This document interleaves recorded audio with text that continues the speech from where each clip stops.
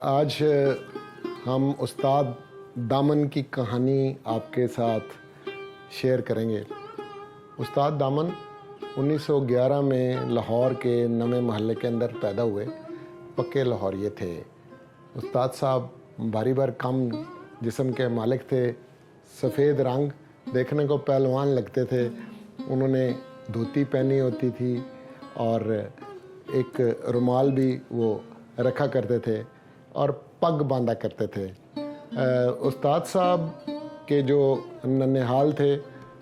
وہ ذرا کمزور تھے مالی طور پہ، اور ان کے جو ددھیال تھے وہ ذرا تکڑے تھے، تو اکثر وہ ان کو برداشت نہیں کرتے تھے۔ تو استاد صاحب باغوان پورے میں شفٹ ہو گئے اپنے ننھال کی طرف، اور وہیں پہ وہ رہے۔ استاد صاحب کہا کرتے تھے کہ میرے ایک بڑا بھائی اور بہن بھی تھے، اور لیکن ان کا انتقال ہو گیا۔ اور استاد صاحب نے یہ بھی بتایا کہ میں نے خود بھی ایک شادی کی تھی اور میرا ایک بیٹا بھی پیدا ہوا تھا، لیکن سن 47 کے اندر جب پاکستان ہندوستان سے علیحدہ ہوا ہے تو اس کے اندر وہ بچھڑ گئے، اور جب ملے تو بڑی بیماری کی حالت میں تھے اور زیادہ دن تک زندہ نہیں رہے۔ تو استاد صاحب اس کے بعد ہمیشہ سے اکیلے ہی رہے۔ استاد صاحب جب باغوان پورے میں تھے تو انہوں نے درزیوں کا ایک کام جو ہے وہ سیکھا۔ ابتدائی طور پہ محلے کی ایک مسجد کے مولوی صاحب سے وہ تعلیم حاصل کرتے رہے، لیکن تعلیم جو تھی وہ بھی بیچ میں ادھوری رہتی رہی۔ پہلے انہوں نے 5 جماعتیں پاس کیں اور پھر اسی طرح سے وقفہ آتا رہا، اور پھر وہ میٹرک بھی کر گئے۔ اور میٹرک کرنے کے بعد انہوں نے دیال سنگھ کالج لاہور کے اندر جو ہے وہ بھی استاد صاحب نے داخلہ لیا تھا۔ تو باغوان پورے سے استاد صاحب جو ہیں وہ بعد میں شفٹ ہو کے، اور اس لیے شہر میں دوبارہ واپس آئے کہ کسی نے ان کی ایک کتاب تھی جو ہیر کے اوپر انہوں نے لکھی ہوئی تھی، اور وہ جتنی انہوں نے ابھی مکمل کی تھی اس کو کسی نے آگ لگا دی۔ تو استاد صاحب بڑے بد دل ہو گئے، اور پھر وہ وہاں سے شفٹ ہو کے یہ بادشاہی مسجد کے ایک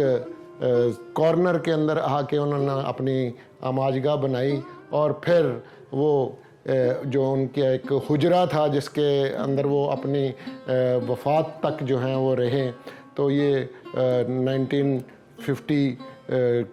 کے لگ بھگ کا واقعہ ہے۔ اور یہ جو حجرہ تھا اس کی بھی بڑی ایک تاریخ ہے کہ حسین جو تھے ان کا یہ جو ہے نا شاہ حسین کا یہ یہاں پہ رہائش رہی ہے، اور شاہ حسین کے بعد دوبارہ آباد کرنے والے جو ہیں وہ استاد دامن تھے۔ آزادی کے کچھ عرصہ بعد دہلی کے اندر ایک مشاعرہ ہوا جس میں استاد دامن جو ہیں وہ تشریف لے گئے، اور فی البدی ایک نظم کی جو بڑی مشہور یہ نظم ہوئی۔ استاد علی فرماندے نے جاگن والیاں رج کے لٹیائے، سوئے تسی بھی ہو سوئے اسی بھی ہاں، لالی اکھاں دی پئی دس دیے، روئے تسی بھی ہو روئے اسی بھی ہاں۔ یہ نظم سن کے جو حاضرین تھے انہوں نے رونا شروع کر دیا، اور پنڈت جواہر لال نہرو جو انڈیا کے وزیر اعظم تھے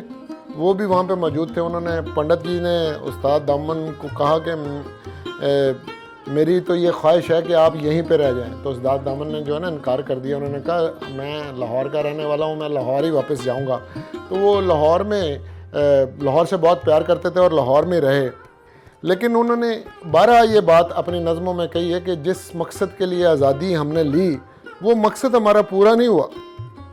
اور صحیح معنوں میں ہمیں آزادی ملی نہیں۔ نہ عوام کو بنیادی حقوق ملے ہیں،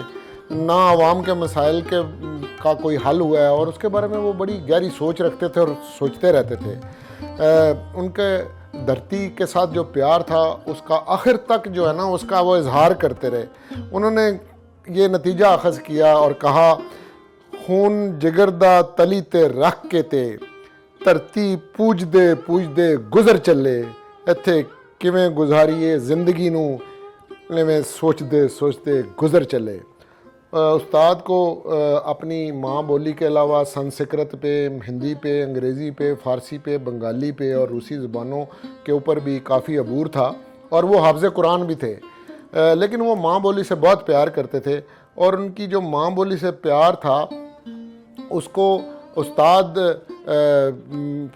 کو بہت لوگوں نے پذیرائی دی ہے. فیض احمد فیض صاحب مداح تھے, اور فیض احمد فیض صاحب نے کہا کہ میں پنجابی میں شاعری کرنا چاہتا تھا, لیکن پنجابی کے اندر جو ہے نا ایک تو صوفیہ کلام بہت بڑا ہے, اور دامن بھی جو ہے نا پنجابی کے اندر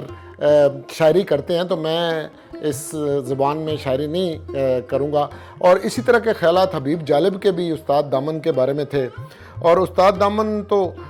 کسانوں کے ساتھ, غریبوں کے ساتھ بہت پیار رکھتے تھے, اور ان کے لیے بہت شاعری کرتے رہے. اور ان کی ایک بڑی مشہور نظم ہے, انہوں نے کہا دنیا ہن پرانی دے نظام بدلے جان گے, اونٹ دی سواری دے مقام بدلے جان گے, امیری تے غریبی دے نام بدلے جان گے, آقا بدلے جان گے, غلام بدلے جان گے. استاد صاحب کی جب انہوں نے شاعری جو انہوں نے کچھ تحریر کی تھی وہ ضائع ہوگی تو بڑے بد دل ہو گئے. اس کے بعد نا انہوں نے کچھ لکھا نہیں, وہ سب کچھ زبانی اور حافظے کی بنیاد کے اوپر شاعری کرتے تھے. اور ان کا کلام جو مرتب بھی ہوا, جن لوگوں نے سنا ہوا تھا انہوں نے بعد میں یہ دامن اکیڈمی ایک بنی اور اس کے حوالے سے اس کو اکٹھا کیا. ان کے ایک بڑا مایوسی کے اندر امید دینے والی جو ہے وہ نظم ہے, کہتا ہے بندہ کرے تے کی نہیں کر سکدا, منیا وقت بھی تنگ تو تنگ آندا, رانجا تخت ہزاریوں ٹرے تے سہی, پیراں ہیٹ سیالاں دا چنگ آندا. یہ استاد دامن صاحب کیا کمال کے آدمی تھے. انہوں نے جو شاعری کی ہے وہ تاریخ کا حصہ بن گئی, لیکن استاد صاحب نے بڑی ایک سخت زندگی گزاری ہے. یہ جو ان کی ایک آخری دم تک رہائش جہاں پہ رہی ہے, میں بھی اس حجرے کے اندر جا کے استاد صاحب کو ملا ہوں, کہ مجھے ایک واقعہ یاد ہے کہ استاد صاحب حجرے میں بیٹھے ہوئے تھے, اور لوگ ان کے پاس جب جاتے تھے تو ان کی بڑی وہ خاطر تواضع کرتے تھے, ان کو اچھا کھانا کھلاتے تھے. اور جن لوگوں کو یہ پینے پلانے کا شوق تھا تو استاد صاحب جو ہے نا بڑی بلو لیبل اور بلیک لیبل بھی ان کو پیش کر دیا کرتے تھے. اور پیچھے ایک کنواں تھا اور اس کے اندر وہ باقاعدہ نیچے لٹکا کے نا ایک ڈول اس کے ساتھ پانی ٹھنڈا نکال کے تو ان کی خاطر تواضع کیا کرتے تھے. میں نے استاد صاحب کو دیکھا کہ وہاں پہ بہت سارے چوہے تھے اور کتابوں سے وہ بھرا ہوا حجرا تھا. انہوں نے کہا استاد صاحب یہ جو ہیں چوہے یہ آپ کی کتابوں کو نہیں کھاتے؟ وہ کہتے ہیں کہ نہیں, میں ان کو نا روٹی ڈالتا ہوں اس لیے چوہے میری کتابوں کو نہیں کھاتے. تو اتنے علم دوست اور اتنے پیار کرنے والے بندے. وہ بنیادی طور پہ انہوں نے درزی کا کام سیکھا ہوا تھا اور وہ کافی دیر تک درزی کا کام کرتے رہے. انہوں نے یہ بھی کہا تھا کہ جی جب میں اس دنیا سے چلا جاؤں تو میری جو یہ ساری کی ساری لائبریری ہے یہ ساری دیال سنگھ لائبریری والوں کو دے دی جائے. لیکن وہ دیال سنگھ لائبریری کے جو لائبریرین تھے انہوں نے ان کے فوت ہونے کے بعد جب سن 84 کے اندر ان کا جو ہے وصال ہو گیا تو ان کے جو دوست تھے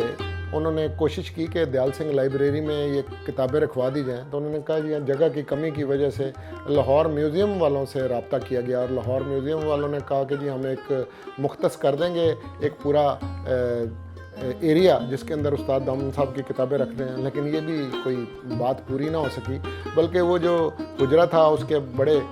حالات جو ہیں وہ خراب ہو گئے, اور اس کی جب دوبارہ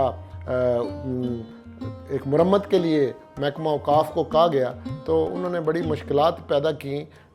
پانی بہنے لگ گیا تھا اور اب اس کے اندر جو ہے نا بیٹھنا ناممکن ہو گیا تھا. تو جو دامن اکیڈمی کے لوگ تھے وہاں پہ اکٹھے ہوا کرتے تھے, انہوں نے بھی کچھ نہیں کیا. بلکہ میں آپ کو یہ بتاؤں, یہ زمانے کی ستم ظریفی ہے کہ بہت سے لوگ جو ان کے زندگی میں بھی بڑی باتیں کرتے تھے اور قدر کرتے تھے, جو ان کی تدفین ہوئی ہے اس کے اوپر کفن دفن کے جو اخراجات ہیں اور ان کی قبر کے بھی جو پیسے دیے گئے ہیں وہ جو انہوں نے خود ہی جوڑ جمع کی ہوئی تھی اس کے اندر یہ. اور یہاں پہ مجھے ایک بات یاد آ گئی, استاد دامن کہا کرتے تھے کہ اپنے لیے نا کوئی نہ مرنا جینا ضرور رکھنا چاہیے. بہرحال محکمہ اوقاف نے بڑی مشکل سے جو ہے اس کی کوئی مرمت کروائی, اور اس کے اندر اکیڈمی کے اندر جو ہے وہ ساری باتیں ہو رہی ہیں, لیکن ریسرچ صحیح معنوں میں جو کرنی چاہیے اور جس طرح سے کوئی کتابیں ان کے سنبھالنا چاہیے تھا اور اس کے اوپر کوئی ڈاکٹریٹ ہوتی. استاد دامن تو اتنے بڑے آدمی تھے, وہ کوئی نہیں ہوئے. اور وقت کے جو حاکم ہیں وہ تو اکثر ناراض ہی ہوتے ہیں, تو انہوں نے کوئی پولیٹیکل شاعری بھی جو ہے وہ کافی ساری کی ہے. اور استاد دامن کی اس شاعری میں سے میں کچھ آپ کے ساتھ شیئر کرتا ہوں. استاد دامن کہتے ہیں کہ سن جاندیا جاندیا رائیا گیا ایوب تے پھنس گیا یایا بند نے کم تے گاؤ پہ مایا جیو میریا ٹول سپاہیا۔ پھر انہوں نے یہ کہا کہ پاکستان دی عجیب ونڈ ہوئی تھوڑا ایس پاسے تھوڑا اس پاسے انہاں جراحاں نے کی علاج کرنا مرم ایس پاسے تھوڑا اس پاسے اساں منزل مقصود تے پہنچنا کی ٹانگا ایس پاسے گھوڑا اس پاسے اتھے غیرت دا کی نشان دسیے جوڑا اس پاسے جوڑا اس پاسے۔ پھر انہوں نے جو شاعری کی ہے اسی کے اندر انہوں نے کہا کہ وقت کے اوپر نا وہ کچھ بھٹو صاحب سے بھی ناراض تھے کیونکہ ان کو پابند سلاسل بھی کیا گیا، سچ کسی کو بھی پسند نہیں آتا۔ انہوں نے کہا کہ کدی شملے جانا ہے کدی مری جانا ہے لائی کھیس جانا ہے کھچی دری جانا ہے ایک ہی کری جانا ہے ایک ہی کری جانا ہے تسیا تس جانا ہے تسا توس جانا ہے جتھے جانا ہے تو بن کے جلوس جانا ہے ایک ہی کری جانا ہے ایک ہی کری جانا ہے کدی چین جانا ہے کدی روس جانا ہے بن کے تو امریکی جاسوس جانا ہے ایک ہی کری جانا ہے ایک ہی کری جانا ہے لائی کوٹ جانا ہے ٹنگی باواں جانا ہے